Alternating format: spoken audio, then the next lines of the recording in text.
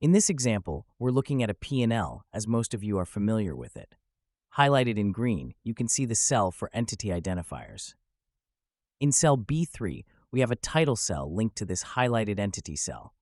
In cell E10, you can see an example for a value cell linked to the entity cell, showing values for the specified entity.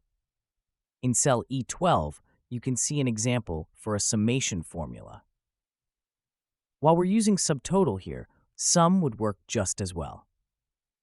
We have 8 entities in our dataset, and our goal is to list a separate P&L for each entity, one below the other on this sheet. We'll use a combination of 4 Accelerate tools to make this quick and easy. First, we open Accelerate's Modify Select.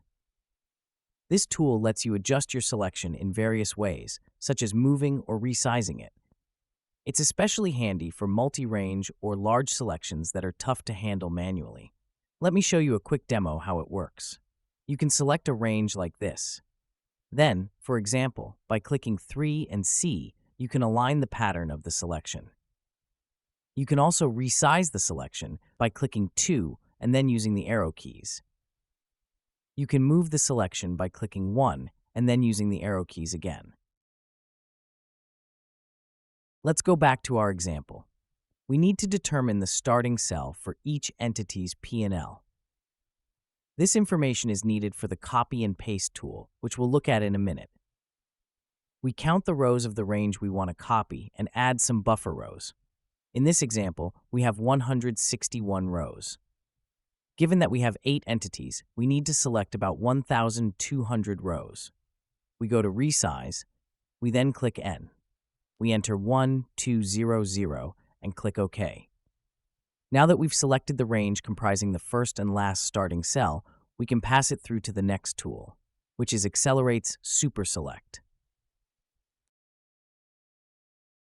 Super Select provides text-based and other, mostly formatting-based options to select cells, which go beyond Excel's native capabilities. For example, you can select cells that do not match the specified criteria.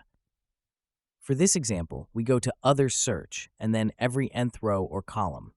We tick Row, then enter 161. We click Select, and the tool selects the 8 starting cells. Now that our selection comprises 8 cells, each separated by 160 rows, we add this selection to the selection memory. The selection memory allows us to temporarily bookmark ranges, which we can reselect later. Next, we select the range we want to copy, which starts in cell B3 and ends in cell G160. Now we open Accelerate's Copy and Paste. The Copy and Paste tool provides a comprehensive set of copy-paste options, especially powerful for multi-range or repetitive copy-paste operations. In this example, we'll use the tool to create duplicates of the copy range. We tick Duplicate and Row Groups Outline. We open Selection Memory and reselect the 8 cells. Each selected cell will be the starting cell of the duplicated entity P&Ls. We click Paste, and the tool duplicates the copy range 8 times.